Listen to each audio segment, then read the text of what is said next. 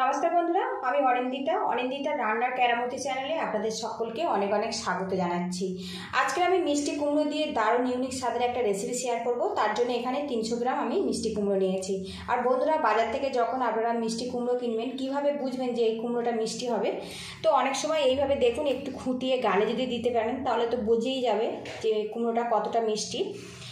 তাছাড়াও বন্ধুরা, এই কুমড়োটা যখন কাটবেন একটা শব্দ হবে মরাত করাত করে, আর কুমড়োটা কাটার পরে কিন্তু গায়ে বেশ অসমান হবে, সেক্ষেত্রে কুমড়োটা কিন্তু মিষ্টি হয়।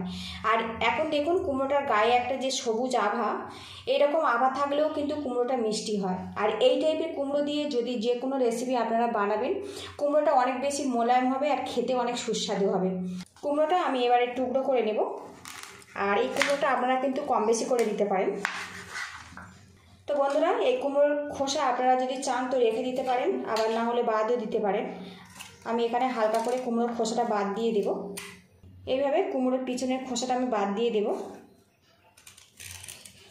আর আজকে যে রেসিপিটা আপনাদের কাছে আমি শেয়ার করছি, অবশ্যই একটু পাকার মিষ্টি টাইপের কুমড়ো নেবেন, তাহলে খেতে বেশি ভালো লাগবে। এবার এই কুমড়োটা আমি ছোট ছোট করে টুকরো করে নেব। আপনারা পছন্দ মতো শেপ দিয়ে এটা কেটে নিতে পারেন।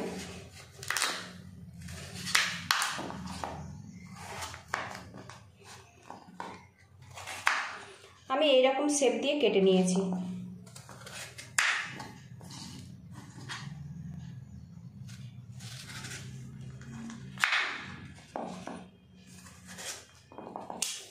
তো দেখুন, কুমড়োটা কাটার সময় কিন্তু একটা শব্দ হচ্ছে। এদিকে দেখুন, কড়ার মধ্যে আমি হাফ কাপ পরিমাণে জল দিয়েছি, আর জলটা কিন্তু বেশ ফুটতে শুরু করেছে। এর মধ্যে টুকরো করা কুমড়োগুলো আমি দিয়ে দেব। আর এই কুমড়ো সিদ্ধ করার সময় কিন্তু জলের পরিমাণটা একটু কম রাখবেন। এমনভাবে জলটা দিতে হবে যাতে কুমড়োটা সিদ্ধ হয়ে যাবে আর এর মধ্যে কোনো রকম জল না থাকে।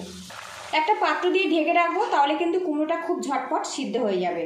এদিকে 20-25টা চীনা বাদাম জলে ভিজিয়ে নরম করে নিয়েছি, তারপর ভালো করে ধুয়ে এর গায়ের খোসাটা আমি ফেলে দিয়েছি। এবারে এর মধ্যে 2টো শুকনো লঙ্কা দিয়ে দেব, দিয়ে মিহি করে একটা পেস্ট বানিয়ে নেব।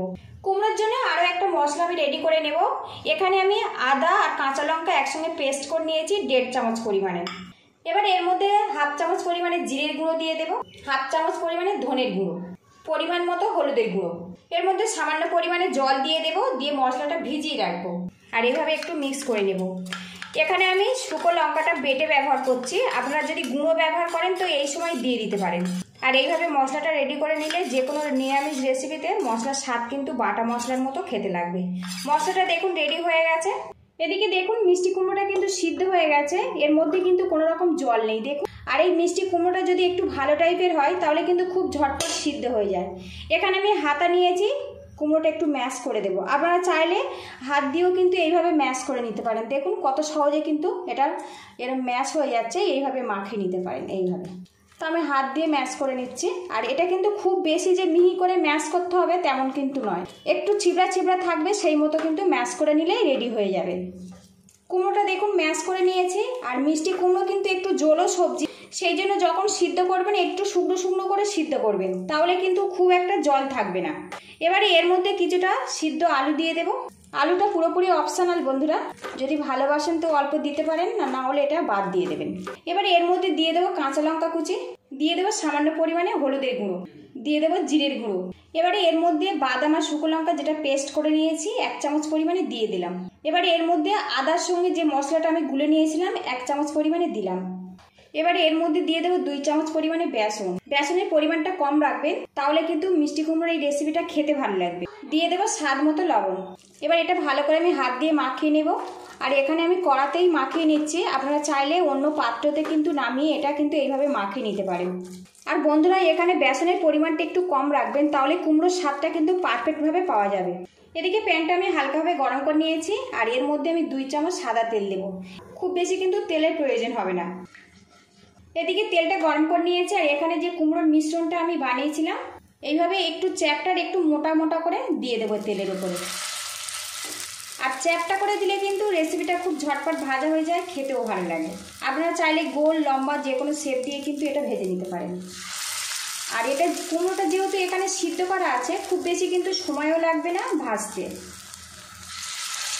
আর বন্ধুরা, আপনারা যদি এটা আমিষভাবে বানাতে চান তাহলে এর মধ্যে কিন্তু পেঁয়াজ কুচি ব্যবহার করতে পারেন, সেক্ষেত্রে খেতেও কিন্তু অসাধারণ হবে।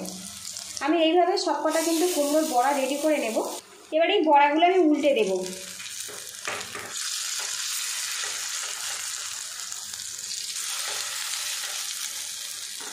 এদিকে দেখুন কুমড়োর বড়াগুলো কিন্তু আমার ভাজা হয়ে গেছে। এবার এগুলো আমি তুলে নেব। আপনারা যদি ইচ্ছে করেন তো এই বড়া 2-1টা খেতে পারেন। সবকটা বড়া আমি তুলে নিয়েছি, আরও কিছুটা কুমড়োর মিশ্রণ এর মধ্যে রয়ে গেছে। এইভাবে আমি বড়া বানিয়ে রেডি করে নেব। আর এখন দেখুন তেলের পরিমাণটা কিন্তু খুব বেশি লাগছে না, এই তেলেই ভাজা হয়ে যাবে।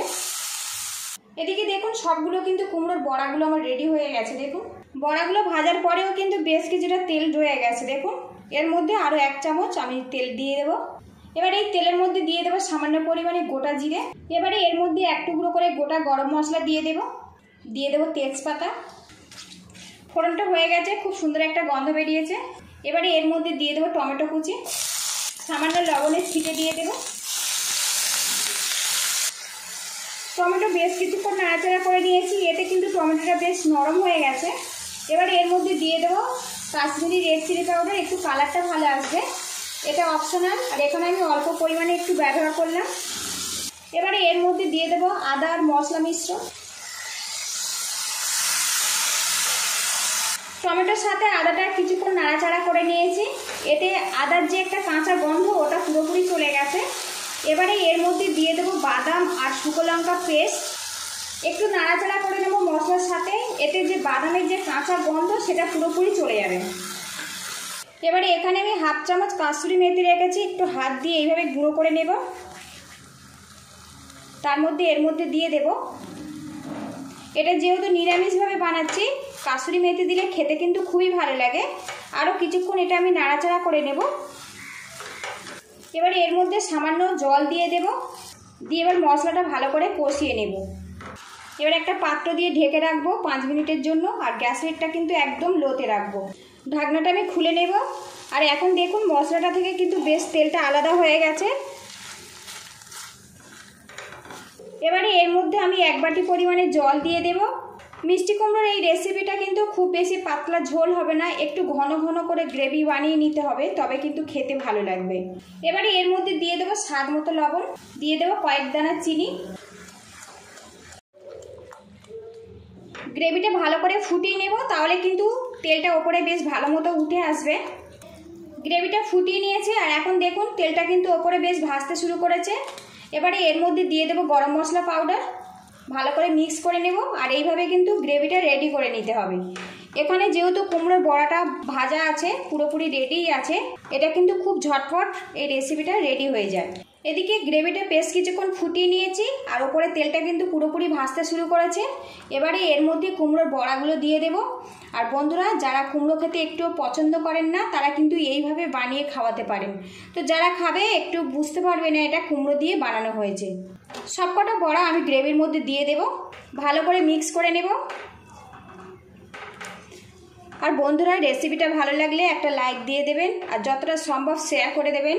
আর চ্যানেলে নতুন হয়ে থাকলে চ্যানেলটিকে সাবস্ক্রাইব করে রাখবেন, নিত্য নতুন রান্নার রেসিপিগুলো খুব সহজে আপনার কাছে চলে যাবে।